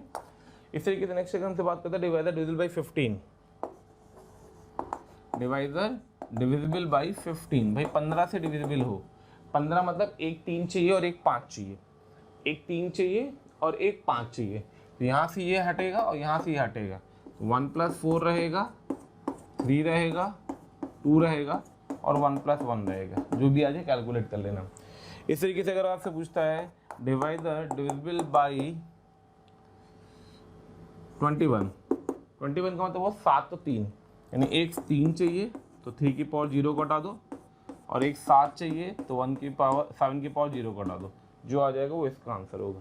तो इस तरीके से हम लोग डिवाइसेस की बात कर लेते हैं, किस तरीके से मैनिपुलेट होता है, किस तरीके से इसको कैलकुलेट करना चाहिए, ठीक है। इसी तरीके से आता है next sum of divisors. Sum of divisors का मतलब जितने आपने डिवाइसेस लिखे उनका सम कर दो, सम ऑफ डिवाइजर्स। तो मान लो टोटल डिवाइजर्स जितने आएंगे उनका सम पूछ रहा है वो आपसे। देखिए अगर हम डिवाइजर का रूप देना चाहेंगे तो पहला रूप बनेगा 2 की पावर 0, 3 की पावर 0, 5 की पावर 0, 7 की पावर 0, फिर बनेगा 2 की पावर 1, 3 की पावर 0, 5 की पावर 0, 7 की पावर 0, फिर बनेगा 2 की पावर 2, 3 की पावर 0, 5 की पावर 0, 7 की पावर 0 एंड सो ऑन, ऐसे करते जाएंगे खूब सारे, और सबसे आखिरी डिवाइजर आ जाएगा 2 की पावर 4, 3 की पावर 3, 2 की पावर 2, 5 की पावर 2 और 7 की पावर 1। तो ये जितने डिवाइजर्स हैं इनका सम चाहिए हमें बेसिकली। अब बैठ करके मैं इसको लिखूंगा थोड़ी, बैठ करके इसको ऐड थोड़ी करूंगा, तो उसका तरीका क्या होता है वो समझिए। जितने डिवाइजर्स हैं ना, तो जो सम होता है वो कैसे लिखा जाता है, तो सम आता है जितने डिवाइजर तुमको लिख दो, 2 की पावर 0, 2 की पावर 1, 2 की पावर 2, 2 की पावर 3, 2 की पावर 4 इंटू 3 की पावर 0, 3 की पावर 1, 3 की पावर 2 प्लस 3 की पावर 3 इंटू 5 की पावर 0, 5 की पावर 1 प्लस 5 की पावर 2 इंटू 7 की पावर 0 प्लस 7 की पावर 1। अब जरा देखो, जैसे जैसे आप ब्रैकेट को खोलते होगे जितने नंबर ये लिख करके आएंगे वो सारे नंबर एक ना एक डिवाइजर को जरूर रिप्रेजेंट कर रहे होंगे। यहाँ से इसको उठाओ, इसको उठाओ, इसको उठाओ, पहला डिवाइजर, इसको उठाओ, इसको उठाओ, इसको उठाओ, दूसरा डिवाइजर, इसको उठाओ, इसको उठाओ, इसको उठाओ, इसको उठाओ, लास्ट डिवाइजर। तो बस इसका सम लिखना है अपने को, तो जो सम आ जाएगा वो किसके बराबर आ जाएगा, ठीक है। तो इस जीपी का sum that will become out to be 2 की पावर 5 - 1 अपॉन 2 - 1, नेक्स्ट आ जाएगा 3 की पावर 4 - 1 अपॉन 3 - 1, नेक्स्ट आ जाएगा 5 की पावर 3 - 1 अपॉन 5 - 1, नेक्स्ट आ जाएगा 7 की पावर 3, 7 की पावर 2 - 1 अपॉन 7 - 1। ओपन करना, डायरेक्ट ओपन कर लो, 8 लिखा है, ठीक है, जैसे चाहो वैसे मैनिपुलेट कर लो। इस तरीके से मान लो आता है sum of divisor of the form, sum of divisors of divisible by, let us assume 14। अब 14 से जो डिवाइजर डिविजिबल डिवाइजर्स होंगे, मतलब वो डिवाइजर जो 14 से डिविजिबल होंगे, डिविजिबल बाई 14, उनका सम चाहिए हमें। तो देखो 14 का मतलब होगा कम से कम एक 2 तो चाहिए, तो स्टार्टिंग होगी 2 की पावर 1, 2 की पावर 2, 2 की पावर 3, 2 की पावर 4, करेक्ट है। 14 मतलब 2 × 7 है, तो 3 में कोई रोल नहीं, तो 3 एज इट इज बैठेगा, 3 की पावर 0, 3 की पावर 1, 3 की पावर 2, 3 की पावर 3, 5 एज इट इज बैठेगा, 5 की पावर 0, 5 की पावर 1, 5 की पावर 2 और 7 की पावर 1। अब देखो जब तुमने यहाँ पे 2 की पावर 1, 7 की पावर 1 निकाल दिया बाहर, तो 14 तो आ ही गया। अब कुछ भी अंदर बन रहा हो वो हमेशा 14 से तो डिविजिबल होगा ही होगा। इसका सम निकालना, तो इसका सम वापस से वही फॉर्मेट, 2 की पावर 5 - 1 अपॉन 4 2 की पावर 4 - 1 अपॉन 2 - 1 2 टाइम्स प्लस 3 की पावर 4 - 1 अपॉन 3 - 1 सॉरी इंटू में इंटू 5 की पावर 3 - 1 अपॉन 5 - 1 इंटू 7।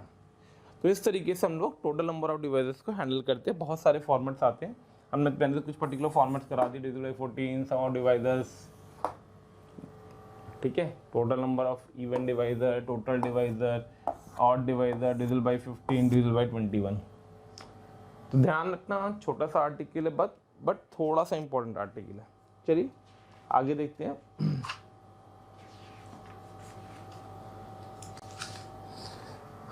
आपने को जैसे नेक्स्ट आर्टिकल कवर स्टार्ट करना है, तो ये डिवाइजर वाली बात हम लोगों ने कर ली।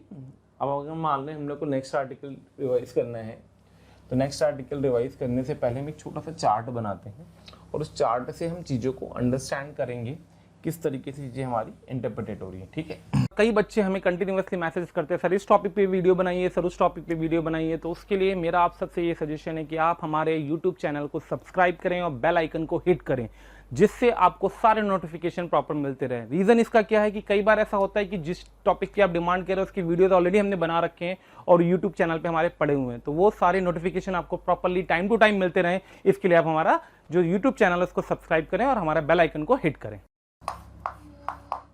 ठीक, अब जैसे हमारे पास चीज़ें होती है ना, हमारे पास 10 डिफरेंट बॉलें हैं, उनको 3 बच्चों को देना है, 10 डिफरेंट बॉलें हैं, उनको 3 बॉक्सेस में रखना है, अलाइक बॉक्सेस में रखना है, 10 अलाइक बॉलें हैं, उनको 3 डिफरेंट बच्चों को देना है, और 10 अलाइक बॉलें हैं, उनको 3 अलाइक बॉक्सेस में रखना है। तो ये जो तरीका होता है ना, इसका क्या होता है, इसका एक चार्ट बना रहे हैं, ठीक है। चार्ट में क्या है, थिंग्स टू बी डिस्ट्रीब्यूटेड, जो चीज़ें बांटनी जानी है, थिंग्स टू बी डिस्ट्रीब्यूटेड या placed to be distributed,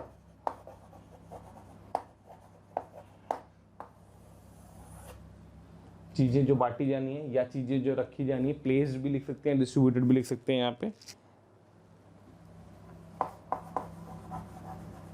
person या places receive the things, person या places receive the thing and method. फिर क्वेश्चन किस मेथड से सॉल्व करना है ये हमें सोचना होता है, क्वेश्चन किस मेथड से सॉल्व करना है ये हमें सोचना होता है। तो देखिए इसके क्या तरीके होते हैं, आइए वो समझते हैं। अगर ये डिफरेंट है, ये भी डिफरेंट है, पहला केस। अगर ये डिफरेंट है, ये अलाइक है, दूसरा केस। अगर ये अलाइक है, ये डिफरेंट है, तीसरा केस। और अगर ये अलाइक है और ये अलाइक है, चौथा केस। सिंपल सा फंडा होता है, बहुत ही सिंपल सा, ध्यान रखना काम का है। किस तरीके से इंटरप्रेट किया जा रहा है वो भी देखते चलना, ठीक है। हाँ, तो अगर दोनों चीज़ें डिफरेंट है, कि हमें 10 बॉलें 3 बच्चों को देनी है, तो याद होगा हमने 5 किताबों को 3 बच्चों को बांटा था, रामश्याम घनश्याम को। तो उसके लिए उन्होंने ग्रुपिंग किया था, then distribution, grouping and distribute, grouping करा था चीज़ों को और फिर डिस्ट्रीब्यूट किया था। नहीं, अगर दोनों चीज़ें डिफरेंट है तो आर्टिकल कौन सा स्ट्राइक करना चाहिए, ग्रुपिंग का करना चाहिए। अब अगर एक चीज़ डिफरेंट है, दूसरी अलाइक है, मतलब थिंग्स टू बी डिस्ट्रीब्यूटेड, जो चीज़ें बांटी जा रही है वो डिफरेंट है, और जो ले रहा है या रिसीव कर रहा है वो अगर अलाइक है, करेक्ट है। कि हमें डिफरेंट चीज़ तो सिर्फ ग्रुपिंग करनी होती है, only grouping, grouping and distribution in one way, distribution in one way. अच्छा, वन वे का कॉमन सेंस लगाइए कि आपने 10 किताबें ली थी, उनको 3 पैकेट्स बना लिए, ग्रुपिंग कर ली। अब 3 पैकेट्स को 3 ब्लैक बॉक्सेस में जाके रखना है, 3 पैकेट्स को 3 ब्लैक बॉक्सेस में जाके रखना है। तो बॉक्सेस में रखने का तो एक ही तरीका, क्यों, क्योंकि तीनों ब्लैक बॉक्सेस है, तीनों अलाइक है, ठीक है। ऐसे को हम सिर्फ बोल सकते थे ग्रुपिंग कर लो, डिस्ट्रीब्यूशन इन वन वे, या फिर only grouping, anything you can mention over there, only grouping. फिर आता है चीज़ें अगर अलाइक है और persons and places to be receive are different है। जैसे कि अपने पास 5 बॉलें थी, उनको 3 बच्चों को देना था, रामश्याम घनश्याम को, और मेरे हाथ में 5 सफ़ेद बॉलें हैं। इस चीज़ को करने के लिए हम लोग अभी अगला आर्टिकल कवर करेंगे, वो होता है beggars method, distribution of alike objects. इसको हम लोग बोलते हैं बेगर्स मेथड, ठीक। क्या होता है अभी अपन डिस्कस कर देंगे समझते हुए। और अलाइक एंड अलाइक है, मतलब 4 बॉलें थी, 2 ब्लैक बॉक्सेस में रखनी है, 4 सफ़ेद बॉलों को, तो ओनली केस फॉर्मेशन, सिर्फ केसेस बनते, जितने केस बनेंगे उतने वेज होंगे, only case formation, case formation, जितने केसेस बनेंगे सिर्फ उतने ही, जितने केस बनेंगे सिर्फ उतनी ही क्या होंगे, केस फॉर्मेशन, जितने केस बनेंगे उतने ही तरीके होंगे इसको वर्कआउट करने के। तो देखिए ये हम लोग पढ़ चुके हैं, ये बहुत ही कॉमन सेंस है, कोई दिक्कत नहीं इसको समझने में। ये हम लोग पढ़ने जा रहे हैं, उससे पहले हम लोग इस वाले आर्टिकल को कवर करें। तो ये डन हो चुका है पहला, दूसरा डन हो चुका है, तीसरा डन करेंगे, अभी थोड़ी देर में चौथा डन करते हैं। सबसे पहले हम लोग चौथे वाले का एग्जाम्पल लेते हैं। तो मान लीजिए इस वाले का मैं एक एग्जाम्पल लेता हूँ, question, find number of ways in which 4 white balls या 5 white balls, 5 white balls can placed in 2 black boxes so that no box empty। Random question frame किए, बिल्कुल ध्यान से समझिएगा। so that no box empty, कोई box खाली नहीं है, कोई बॉक्स खाली नहीं है। अगर हमने 5 बॉलों को लिया और 2 बॉक्सेस में रखना है, तब तो क्या करना होता है, समझ लो कि 2 बॉक्सेस थे, ठीक है, इसमें बॉलों को रखना है, कोई बॉक्स खाली नहीं होना चाहिए। तो जितने तरीके से हम कर सकते हैं वो सोच लेते। तो 5 के लिए अपन ने 1 और 4 का केस बनाया, या फिर 5 के लिए 2 और 3 का केस बनाया, या फिर 3 2 या 2 1। पॉसिबिलिटी नहीं है क्योंकि एक तो रखने हैं, मेरे पास बचेंगे 3 को या तो 1 में दे दूँ या तो 2 और 1 दे दूँ, बस इसके अलावा कोई चॉइस नहीं। तो यानी कि या तो 1/4 तरीके से बॉलें प्लेस होंगी या फिर 2-3 तरीके से बॉलें प्लेस होंगी। तो टोटल तरीके कितने आएंगे, जितने तरीके से हमने 5 बॉल्स के केसेस बना दिए। तो answer should be equals to 2 way. मुझे लगता है मैं अपनी बात बताने के लिए बहुत ही आसानी से मैं आपको बात समझा पाया हूँ। क्यों ये चार्ट इंपॉर्टेंट होता है, ये चार्ट इसलिए इंपॉर्टेंट होता है क्योंकि कई बार ऐसा होता है कि जब पेपर में क्वेश्चन आता है तो हमें क्लिक नहीं करता है कि अप्लाई क्या करना है। तो ये चार्ट आपको उस चीज़ में हेल्प करेगा कि क्लिक कैसे करना है, क्वेश्चन को कहाँ से उठाना है। ठीक है, चलिए अब हम लोग नेक्स्ट आर्टिकल स्टार्ट करने जा रहे हैं, डिस्ट्रीब्यूशन ऑफ एलाइक ऑब्जेक्ट, जिसको हम लोग यूजुअली बेगेस मेथड के नाम से जानते हैं। चलिए भाई, तो डिस्ट्रीब्यूशन ऑफ एलाइक ऑब्जेक्ट को कवर करते हैं।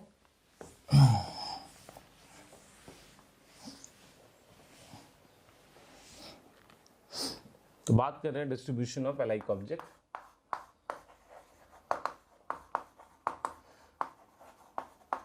डिस्ट्रीब्यूशन ऑफ एलाइक ऑब्जेक्ट्स, जिसको यूजुअली हम लोग एक नाम और देते हैं और वो नाम होता है बेगेस मेथड। सिर्फ याद करने के पर्पज से करते हैं, ठीक है। सबको फॉर्मूला याद होगा। I am not concern too much about the formula कि फॉर्मूला कहाँ से आया, कैसे इंटरप्रेटेड हुआ। आपको फील करना, फील कर लीजिए। तो इसका जो पहला केस होता है वो होता है number of ways of distributing, number of ways of distributing N alike objects, N alike objects between r beggars, are different beggars, so that each can receive none, one or more objects या coins. None one और मोर, all भी आता है none one और मोर में, none one और all भी आता है यहाँ पे। या तो कुछ ना मिले, या तो एक मिले, या तो सारी मिल जाए, मोर, ठीक है।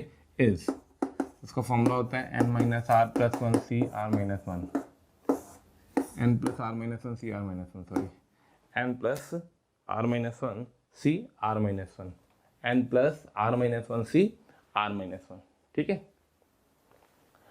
कैसे हो रहा है उसको समझने के लिए मैं एक छोटा सा एग्जांपल ले लेता हूँ एक्सप्लेन करने के लिए। कि अपने पास मान लीजिए 5 कॉइन्स थी, ठीक है, और राम श्याम घनश्याम 3 बेगर्स थे, उनको हमें देना था, राम श्याम और घनश्याम को। तो जितने मैंने क्या किया इसको एक्सप्लेन करने के लिए, इसके बीच में मैंने बिलियर्ड्स की रॉड डाली। अब जितने तरीके से ये रॉड इन बॉलों के बीच में जाएगी, हर बार राम श्याम घनश्याम को एक सेट मिलता जाएगा। मान लीजिए बॉल रॉड से ऐसे आके रुकी, तो राम को 1 कॉइन मिल गया, श्याम को 2 मिल गया, घनश्याम को 2 मिल गया, ठीक है। मान लो ये यहाँ आकर के रुकी, करेक्ट है, इस पिक्चर में, तो राम को कुछ नहीं मिला, श्याम को 3 मिला और घनश्याम को 2 मिल गया।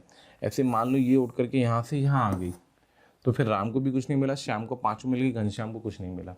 तो जो ये रॉड्स का अरेंजमेंट हो रहा है, ये रॉड्स का अरेंजमेंट ही एक्चुअली में इन 5 को डिस्ट्रीब्यूट कर रहा है, ठीक है। तो इसको करने के लिए हमने क्या किया कि 5 कॉइन्स हमारे पास ऑलरेडी थी और 2 फॉल्स कॉइन हमने और जनरेट कर दी। अब इन 7 चीज़ों को मुझे अरेंज करना था। तो 7 चीज़ों को अरेंज करने का 7 फैक्टोरियल तरीका, जिसमें 5 एक जैसी अपॉन 5 फैक्टोरियल, 2 एक जैसी है इंटू 2 फैक्टोरियल, अल्टीमेटली आ गया 7c2, करेक्ट है। 7c2 को हम लोग लिख सकते हैं तो 5 + 3 - 1 c3 - 1, करेक्ट है। याद करने का तरीका क्या होता है, 5 अलाइक कॉइन्स थी, 3 बेगर्स थे, राम श्याम घनश्याम, तो 3 - 1 c3 - 1, n अलाइक ऑब्जेक्ट थे, r बेगर्स थे, तो n + r - 1 c r - 1। ये तरीका कब है? जब each can receive none, one और मोर।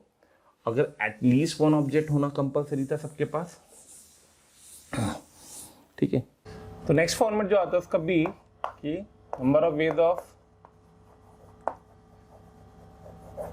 Veg of distributing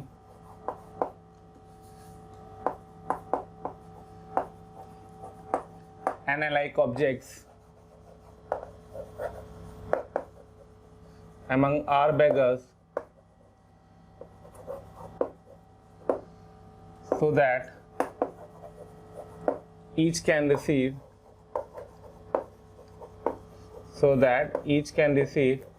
at least one object। भाई कम से कम एक मिले, ठीक है। तो होता क्या है, अपने पास एनालाइक ऑब्जेक्ट्स है और आर बैगर्स है, हमें आर बैगर्स को एनालाइक ऑब्जेक्ट्स बांटने थे और सबके पास कम से कम एक हो, तो सबके कटोरे में एक डाल दिया। यानी कि एन थे टोटल, आर बैगर्स थे, एनालाइक थे, तो उसमें से आर को तो हर बैगर्स के में एक एक दे दिया। अब मेरे पास टोटल चीज़ें कितनी बची होंगी? Like N minus R. अब किसी को कुछ ना मिले तब भी सबके पास एक जा चुका है, एटलीस्ट वन की बात कर रहा था, वो सबके पास एक जा चुका है। तो अब N minus R alike object को आर बैगर्स में डिस्ट्रीब्यूट करना है, तो N minus R plus R minus one C R minus one. तो ये हमारा सेकंड केस का फॉर्मूला आ जाता है, ठीक है। एक्सप्लेनेशन मैंने आपको बता ही दिया था किस तरीके से इसको एक्सप्लेन किया जाता है, उसको समझते हुए। तो क्वेश्चन स्टार्ट करते हैं। पहला क्वेश्चन है find number of ways of distributing alike objects between Ram Shyam Ghanshyam so that each can receive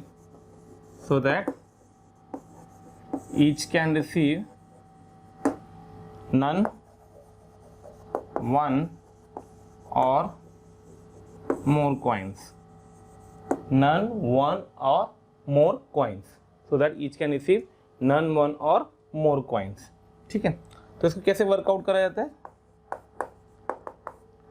इसको वर्कआउट करने का तरीका बेसिक बिल्कुल कंसेप्ट है जो हम लोग यूज करते हैं, वही कंसेप्ट यहाँ पे यूज करना है बेगर्स वाला, कि 10 अलाइक ऑब्जेक्ट थे, 3 को देना है, ठीक है। यानी कि राम श्याम घनश्याम को 10 चीजें बांट दो। कंडीशन है each can receive none, one और मोर। तो सीधे फॉर्मूला लग गया बेगर्स का फर्स्ट वाला कि 10 चीजों को 3 भिखारियों को देना है, तो that will be come out to be 10 + 3 - 1 C3 - 1, ठीक है। सीधे स्टैंडर्ड फॉर्मूला बेस्ड एप्लीकेशन। अब होता है कि बेटा क्वेश्चन इस टाइप से नहीं आते, क्वेश्चन इस टाइप से आते हैं। जो पेपर में क्वेश्चन आपको दिखता है, हम वर्कआउट करते हैं, उसमें इशू आ जाता है फिर कि हमसे इंटरप्रेट नहीं हो पाता है। तो कैसे उसको देखा जाता है वो देखिए। तो इसमें क्या है कि अपन वर्कआउट कर रहे हैं कि like find non negative integral solution of the equation x + y + z = 10। तो ये क्वेश्चन सेम है। वो बोला नॉन नेगेटिव इंटीग्रल सोल्यूशन की बात करनी, तो नॉन नेगेटिव कितने सोल्यूशन आएंगे वो बताने अपने को। तो अपन क्या कर रहे हैं ये वो समझते हैं। सेम सोल्यूशन आ जाएगा इसका। तो इसके पास 0 0 10 हो तो भी सोल्यूशन होगा, इसके पास 1 1 और 8 हो तो भी सोल्यूशन होगा, इसके पास 10 0 0 तो भी सोल्यूशन होगा। तो सिंपल सा बैगर्स मेथड लग गया। तो अगर मुझसे पूछेगा इसका आंसर बताओ तो मैं फटाफट बैगर्स लगा दूंगा। और कौन सा केस लगाऊंगा? नन, वन और मोर वाला। तो हमारा आंसर आएगा 10 + 3 - 1 C3 - 1। इसी क्वेश्चन में अगर वो थोड़ा सा इंटरप्रेट करवाता है और आपसे थोड़ा सा बेटर करता है कि फाइंड नेचुरल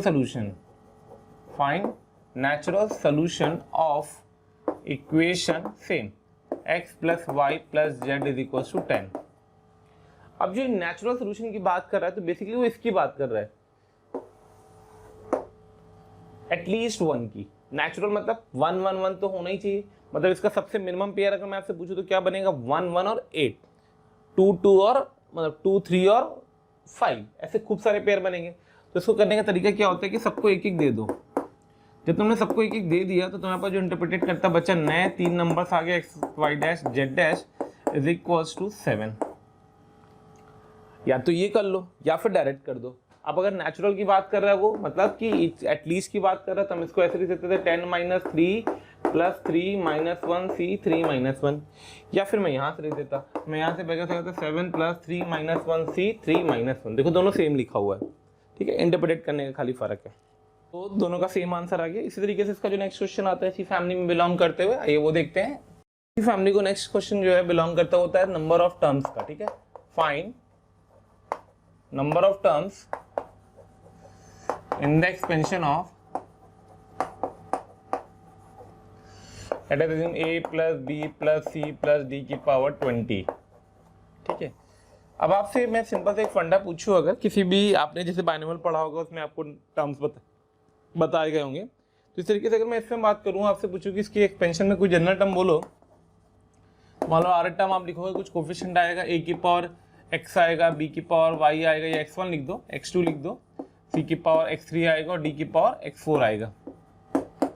इन चारों का सम हमेशा 20 होगा, यानी कि बेसिकली यहाँ से अगर अपन इंटरप्रेट करेंगे तो x1 plus x2 plus x3 plus x4 that will be come out to be बेटा 20। अब अगर x1 plus x2 plus x3 plus x4 का सम 20 के बराबर आ रहा है और हमको इसको इंटरप्रेट करना है, तो हम क्या करेंगे, वही फंडा कि भाई अगर मैं आपसे पूछूं तो क्या इसकी एक्सपेंशन में a की पावर 20 का टर्म आएगा, बिल्कुल आएगा। तो जिस समय a की पावर 20 होगा उस समय ये तीनों जीरो होंगे। इस तरीके से b की पावर 20 भी आएगा तो ये तीनों जीरो होंगे। ऐसे a की पावर 19 भी आएगा, b की पावर 1 भी आएगा, सारे टर्म्स आएंगे। तो यानी कि जितने तरीके से हम इस इक्वेशन के नॉन नेगेटिव इंटीग्रल सोल्यूशन निकालते जाएंगे, हर बार एक टर्म जनरेट होता जाएगा। यानी कि टोटल नंबर ऑफ टर्म्स की वो बात करें तो total terms should be equals to non negative integral solution of this equation, that will be come out to be 20 plus 4 minus 1c 4 minus 1 apply get the answer, जो भी bagger से आता है। ठीक है, इस तरीके से क्वेश्चन आता है इनइक्वालिटी पे बेस्ड। अब इनइक्वालिटी के क्वेश्चन को हम कैसे इंटरप्रेट करते हैं, आइए वो समझते हैं। इनइक्वालिटी के क्वेश्चन इस टाइप से होते हैं बेटा कि जैसे लेटर दे दी अपने पास दिया हो कि फाइंड नॉन नेगेटिव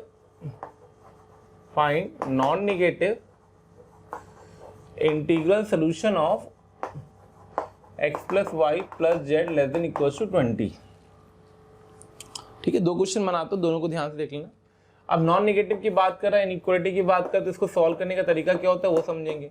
इसको सेटिस्फाई करने वाला 0 0 0 एक पेयर हो गई होगा, 0 0 0 0 0 0 1 भी होगा, 1 1 18 भी होगा, 0 0 20 भी होगा, 20 0 0 भी होगा, सारे पेयर्स होंगे। तो इसको सॉल्व करने का तरीका क्या होता है कि यहाँ पे अपन ने फॉल्स इंट्रोड्यूस करके इस इनइक्वालिटी को इक्वालिटी में कन्वर्ट कर दिया, पहली चीज। ठीक है, अब इस फॉल्स की प्रॉपर्टी क्या है कि जितने ये ले चुके हैं उसके बाद जो बचेगा वो ले लेगा, इनका सम 20 बना देगा। जैसे मान लो इसने 0 0 0 ऑर्डर पेयर लिया तो करस्पॉन्डिंगली F20 हो गया, और मान लो इसने 20 0 0 लिया तो करस्पॉन्डिंग F0 हो गया। यानी कि बेसिकली हमको इन चार बैगर्स को ये 20 कॉइन्स डिस्ट्रीब्यूट करनी है, each can receive none one और मोर। तो यहाँ पे बैगर्स को फॉर्मूला लग गया, that will be 20 plus 4 minus 1 C 4 minus 1। ठीक है, तो ये क्वेश्चन ऑलमोस्ट सिमिलर फॉर्मेट में आ गया। इसी तरीके से अगर बात करता है वो कि फाइंड नेचुरल सोल्यूशन ऑफ, ठीक है, x plus y plus z less than 15। तो मेरे प्यारे बच्चों ध्यान से रखना, नेचुरल सोल्यूशन की बात कर रहा तो पहले तो इसको सॉल्व करने के लिए छोटी छोटी चीज़ों को ध्यान रखना पड़ेगा आपको। आप क्या करोगे, x plus y plus z less than equal to 14 करोगे, क्योंकि 15 से छोटा नेचुरल 14 ही होगा। फिर तीनों को 1 1 1 बांट दिया तो अपने पास नए 3 नंबर्स आ गए, x dash y dash z dash which is less than equal to 12। अब ये क्वेश्चन और ये क्वेश्चन सेम हो गया, सॉरी 12 नहीं 11 आएंगे, 3 बांटे ना अपन 11 आएंगे। ठीक है, तो इसमें वही लगा दिया अपन ने, फॉल्स को इंट्रोड्यूस कर दिया, x dash plus y dash plus z dash plus f that will be equals to 11। तो यहाँ से बैगर्स लग गया और ये that will be come out to be 11 plus 4 minus 1 C 4 minus 1। ठीक है, इसी तरीके से मान लीजिए आपसे क्वेश्चन पूछता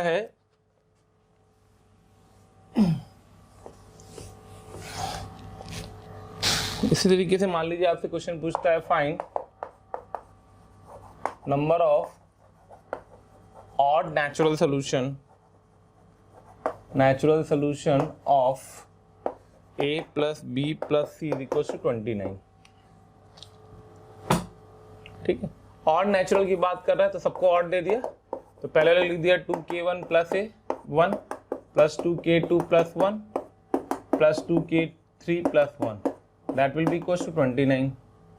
ठीक है, क्योंकि ऑड की बात कर रहा था, तो what this implies k1 plus k2 plus k3 should be equal to 29 minus 3 that will be come out to be 26/213। अब इसके अपन ने क्या निकाल दिए, इसके अपन ने नॉन नेगेटिव इंटीग्रल सोल्यूशन निकाल दिए बेगर्स लगा के। तो 13 + 3 - 1c 3 - 1 व्हाटएवर द आंसर। ठीक है, इसी तरीके से अगर अपन आगे बढ़ते हैं,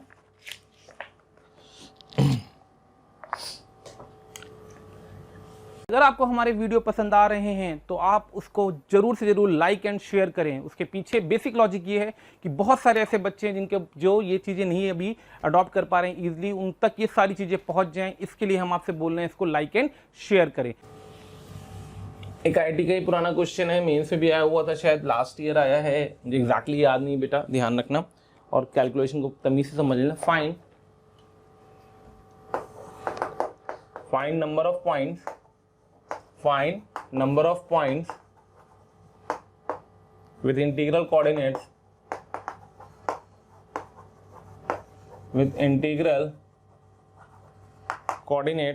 that lies inside of a triangle formed by 0 0 21 0 and 0 21। इस ट्राइंगल के अंदर लाई करने वाले जितने भी इंटीग्रल कोऑर्डिनेट्स है वो बताने विद इंटीग्रल कोऑर्डिनेट्स। ठीक है, तो अपन ने तीनों को प्लॉट कर दिया। ये आ गया 21,0, ये आ गया 0,0, ये आ गया 0,21। ठीक है, अब अगर मैं पॉइंट्स को मार्क कराऊँ इस तरीके से, तो देखो पहला पॉइंट ये आएगा 1,1, फिर ऐसे ये आएगा एंड सो ऑन। या तो काउंट करूँ या तो फिर हम इसको बैगर से सॉल्व कर लें। तो ये पॉइंट, ये पॉइंट, ये पॉइंट, ये पॉइंट, ये पॉइंट, ये पॉइंट, ये पॉइंट, ये सारे पॉइंट्स हमें बताने कितने ऐसे पॉइंट्स होंगे। ठीक है, तो कैसे करा जाता है ये सीखते हैं। इस लाइन की इक्वेशन लिख दी अपन ने, वो आगे x + y = 21। अब हमें क्या चाहिए, तो हमें चाहिए इसके अंदर मतलब इसके नीचे, तो इसके नीचे मतलब x + y < 21 को सेटिस्फाई कर रहा हो। ठीक है, पहली चीज। और साथ में पहला जो पेयर इनसाइड बैठेगा 1 1 बैठेगा, मतलब मुझे इस इनइक्वालिटी के नेचुरल सोल्यूशन चाहिए।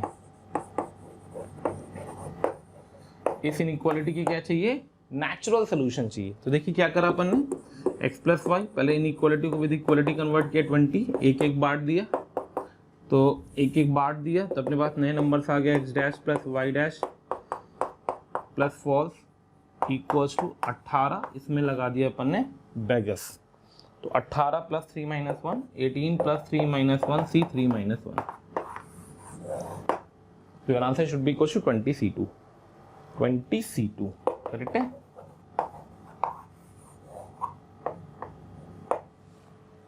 तो छोटी सी चीज है बट इंपॉर्टेंट चीज है, ध्यान रखना, काम आते हैं। इसी तरीके से अब इसमें एक लैंग्वेज क्वेश्चंस भी आते हैं, वो भी देख लेते हैं किस टाइप से लैंग्वेज क्वेश्चन आते हैं।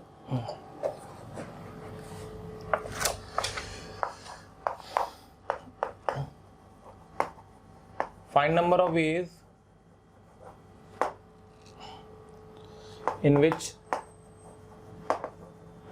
2 apples, 3 oranges and 4 mangoes are distributed between Ram, Shyam, Ghanshyam if each receive none one or more number of fruits. Fruits of same species are alike. Fruits of same species are alike. एक जैसे जो fruits है ना same species के, वो एक जैसे होते हैं, मतलब चारों दोनों एप्पल्स एक जैसे, तीनों ऑरेंजेस एक जैसे, चारों मैंगो एक जैसे। अपने को राम श्याम घनश्याम को बांटना था, each can receive none one, मतलब 2 एप्पल्स हैं अलाइक है, 3 भिखारी को बांटना है, तो 2 + 3 - 1 c 3 - 1। ऐसे 3 ऑरेंजेस है, 3 + 3 - 1 c 3 - 1। ऐसे 4 मैंगोस है तो 4 + 3 - 1 c 3 - 1। तो these are the total number of ways in which it can be done. Calculate कर लेना, सॉल्व करके आ जाएगा 900 के अराउंड। तो इस तरीके से बेगर्स में जो बेसिक प्रॉपर्टीज थी, जो बेसिक क्वेश्चन थे, वो सारे मैंने कवर करने की कोशिश करी जितना हो पाया। ठीक है, चलिए next article and hopefully the second last article होगा ये। हाँ, तब हम बात करने जा रहे हैं next article which is D arrangement. D arrangement. D arrangement का क्या मतलब होता है? अरेंज करके डी अरेंज करना। मतलब जो एक होता है अरेंज करना चीजों को और एक होता है डी अरेंज करना चीजों को। तो अपन यहाँ पे डी अरेंज की बात कर रहे हैं, ठीक है। इसका बेसिक अगर थॉट प्रोसेस आपको समझना है तो मैं थोड़ा सा समझा दे रहा हूँ। मेरे पास दो लेटर्स थे, मान लो L1 L2 और दो एनवेलप थे E1 E2। तो करेक्ट जाने के एक ही तरीका है और इनकरेक्ट जाने का भी एक ही तरीका है। करेक्ट है, इसमें चला जाए इसमें जाए, मतलब दो रॉन्ग के नंबर ऑफ वेज कितने आएंगे? एक आएंगे। ऐसे अगर मेरे पास 3 लेटर्स थे और 3 एनवेलप है, तो 3 लेटर्स को 3 एनवेलप में डालने के टोटल तरीके कितने होंगे? 3 फैक्टोरियल, जिसका वैल्यू होती है 6। उसमें से कुछ ऐसे होंगे कि एक तो होगा कि तीनों सही चले गए हों, फिर हो सकता है एक सही चला जाए, हो सकता है 2 सही चले जाएं। करेक्ट है, तो इस सिचुएशन 2 सही जा नहीं सकते, ध्यान रखना। तो 3 लेटर को 3 एनवेलप में इनकरेक्ट डालने का तरीका होगा इनकरेक्ट। एक केस तो ये वाला होगा,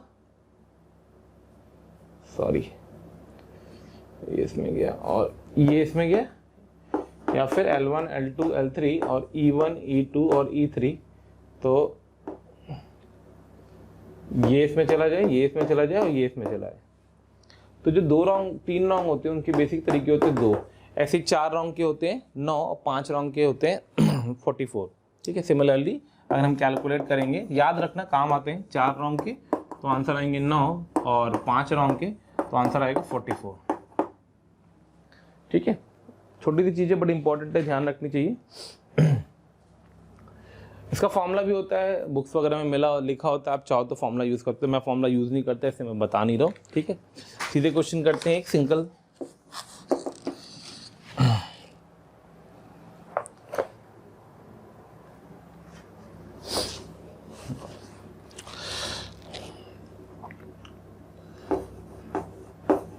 in a paper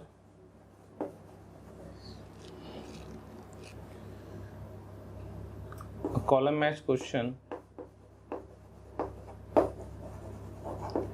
column match problem, column A contains 6 questions and column B their answers randomly written. ठीक है, their answers randomly written.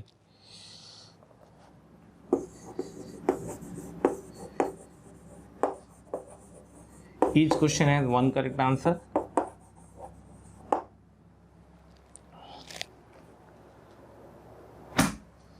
Full stop short में लिख रहा हूँ, +2 एंड माइनस पर, ये मार्किंग स्कीम है, ध्यान से समझना।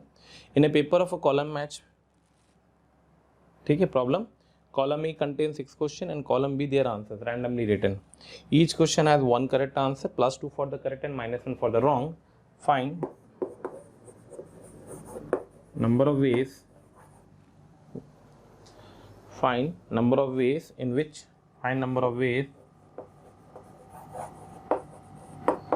which student performance is non-negative. ठीक है, थोड़ा सा कम इंपॉर्टेंट है मेंस के फॉर्म में, बट ऐसा नहीं बोल सकते कि नहीं इंपॉर्टेंट है। ठीक है,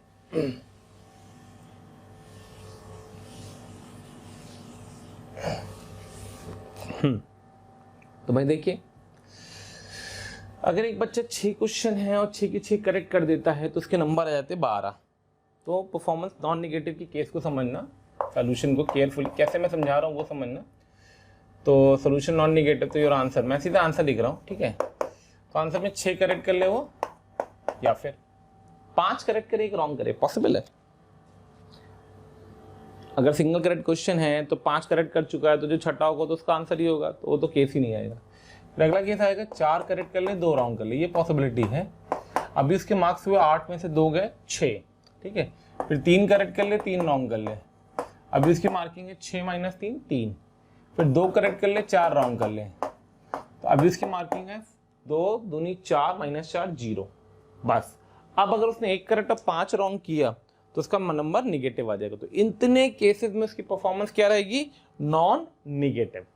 6 के 6 करेक्ट कर रहा है, एक ही तरीका 6 के 6 उठाए और सही सब सही कर दिए, सही करने का एक ही तरीका। 6 में से 4 उठा उसको करेक्ट कर दिया, और 2 रॉन्ग का इनकरेक्ट करने का एक ही तरीका है जो मैंने लिखा रखा है, 2 रॉन्ग, ठीक है।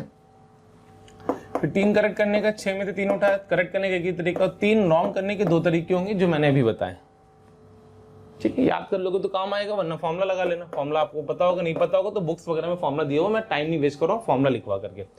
6 में से 2 उठाए करेक्ट करने के एक ही तरीका, 4 रॉन्ग करने के टोटल तरीके होते हैं 9। कैलकुलेट कर लेना, तो जो ये वैल्यू आएगी वो उसका आंसर होगा, and that value should be come out to be 191। तो कितने तरीके होंगे, तो 191 वेज होंगे जिसमें वो अपने मार्क्स को नॉन नेगेटिव मेंटेन कर पाएगा, ठीक है। इसके बाद 2 छोटे से आर्टिकल हैं, एक ग्रिड प्रॉब्लम बेस्ड क्वेश्चन है, क्वेश्चन नहीं कराऊंगा इसमें, थ्योरी बता देता हूँ। Grid problem based question, grid problem में क्या होता है कि बेसिकली जैसे मान ले क्वेश्चन इस टाइप से आता है,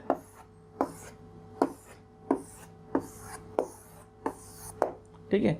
मान लो कोई यहाँ पे बैठा हुआ था इस कॉर्नर पे, उसको इस कॉर्नर में पहुंचना है, ठीक है।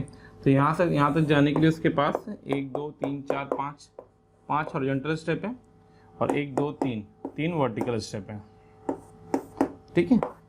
अब वो इस रास्ते पे अगर चलेगा तो भी इस कॉर्नर में पहुंच जाएगा लीस्ट पॉसिबल पाथ से, ठीक है। जंप नहीं करना है, ये 1 किलोमीटर का डिस्टेंस है, बीच में खाई है, तो या तो वो इस रास्ते को फॉलो करे, ऐसे ऐसे ऐसे ऐसे पहुंच जाए, एक ऑप्शन उसके पास, या फिर वो नाचता हुआ जाए, तो यहाँ से जाए फिर घूम जाए, फिर घूम जाए, फिर घूम जाए, फिर घूम जाए, फिर घूम जाओ, फिर यहाँ पहुंच जाए। अब जरा दोनों ऑप्शंस को ध्यान से देखना, ऑरेंज वाले में देखना होता है 1 2 3 4 5 हॉरिजॉन्टल स्टेप चलें और 1 2 3 वर्टिकल स्टेप चलें। जिगजैग वाले में भी इसने 1 2 3 4 5 हॉरिजॉन्टल चलें और 1 2 3 वर्टिकल चलें। यानी कि उसको अगर ए कॉर्नर से बी कॉर्नर तक जाना था, उसको ए कॉर्नर से बी कॉर्नर तक जाना था, तो ए से बी तक जाने के लिए जो इसका जनरल फॉर्मूला डिराइव होता है, नंबर ऑफ वेज जिसको हम लोग बोलते हैं, वो नंबर ऑफ वेज, उसको हम जनरलाइज कर देते हैं, number of ways that is equals to, मान लो इसको मैं v वर्टिकल स्टेप लिख देता हूँ और h हॉरिजॉन्टल स्टेप लिख देता हूँ, ठीक है, कंफर्टेबिलिटी के लिए। तो जितने तरीके से वो v वर्टिकल और h हॉरिजॉन्टल को अरेंज कर पा रहा है अलाइक ऑब्जेक्ट्स को, उतने तरीके से वो वहां पहुंच जाएगा। तो that will be come out to be v plus h का factorial upon v factorial h factorial. तो बेसिक सा फॉर्मूला है, उम्मीद करूंगा समझ में आ गया होगा, कंफर्टेबल है, सीधे सीधे क्वेश्चन होते हैं, आसान से क्वेश्चन होते हैं, ट्राई कर लेना, हो जाएंगे, ठीक है। And the last article hopefully that is the maximising NCR, maximising NCR. इसका फॉर्मूला होता है, पता ही होगा, मतलब मैं लिख देता हूँ सीधे सीधे। एनसीआर मैक्सिमम कब होता है, तो एनसीआर मैक्सिमम होता है R is equals to n/2 जब n इवन हो, और R is equals to n minus 1/2 और n प्लस 1/2 जब n ऑड हो, ठीक है। चलिए आगे बढ़ते हैं। तो ये मैं कुछ क्वेश्चन जेईई मेंस के लेकर के आया हूँ। बहुत क्वेश्चन ला पाने की पॉसिबिलिटी नहीं थी, ये बात आप भी बहुत अच्छे से जानते हैं क्योंकि लैक ऑफ टाइम है अपने पास, फिर भी मैंने 5 क्वेश्चन उठाए हैं, ठीक ठीक से। ये लास्ट के जेईई मेंस ऑनलाइन के एग्जाम्स के क्वेश्चन हैं, कोशिश करेंगे अपन इसको डिस्कस करते हैं और देखते हैं कि क्या हमने सारी चीज़ें कवर कर ली या नहीं कर ली, ठीक है। तो पहला क्वेश्चन देखिए ध्यान से, क्योंकि टाइम बहुत लगेगा नहीं, आपको क्वेश्चन से समझना है, इसलिए मैंने पहले लिख दिया है। Consider 5 boys and 5 girls and 7 boys in a class. A team of 2 girls and 3 boys can be formed if there are 2 specific boys A and B refuses to serve member of the same team. एक team में A और B नहीं आने चाहिए। तो question ये कह रहा है कि 5 गर्ल्स थी और 7 बॉयज थे, हमको 5 गर्ल्स में से 2 गर्ल्स को लेना है, 7 बॉयज में से हमें 3 बॉयज को लेना है। कंडीशन ये है कि इस बॉय के साथ 2 बॉयज ऐसे थे कि A और B जो कभी साथ में काम नहीं कर सकते थे। तो अपन ने क्या किया, गर्ल्स के साथ कोई इशू नहीं था, तो 5C2 से गर्ल्स उठा ली। अब अपने को 7 बॉयज में से 3 बॉयज उठाने थे, तो 7 बॉयज में से अगर अपन ने 3 बॉयज उठाए तो 7C3 तरीके होने चाहिए थे। इसमें वो केस भी आ गया होगा जब मैंने A और B को साथ में उठा लिया होगा। तो हमने क्या किया, A और B वाला जो साथ वाला केस था जिसमें हमने A और B को साथ में ले रखा था, तो वो वाले केस को माइनस कर दिया। तो अगर मैं A B को ले चुका था, 7 बच्चे थे, बॉयज थे, A B को ले चुका हूँ तो 5 बच्चे, लेने 3 थे, 2 ऑलरेडी ले चुका हूँ, एक और ले लूंगा, that will be come out to be 5C1। Calculate कर लीजिएगा, जो भी आंसर होगा उसका आंसर आएगा, ठीक है। Come to the second question. Natural numbers less than 7,000 formed by the 0, 1, 3, 7, 9 repetition allow. Natural number की बात करें 7,000 से छोटे तो 1 डिजिट का आएगा, 2 डिजिट का आएगा, 3 डिजिट का आएगा और 4 डिजिट का आएगा, ठीक है। 1 डिजिट में रिपीटिशन अलाउ हुआ है तो 4 ही पॉसिबिलिटीज होंगी। 2 डिजिट में पहले प्लेस को फिल करने के 4 ऑप्शन, दूसरे प्लेस को फिल करने के 5 option, 4 option, 5 option, 5 option, add करते जाना है इसको, ठीक है। एंड थर्ड के लास्ट केस ध्यान से देखना, 7000 से छोटे में 2 ही पॉसिबिलिटी आएगी, 1 और 3 की।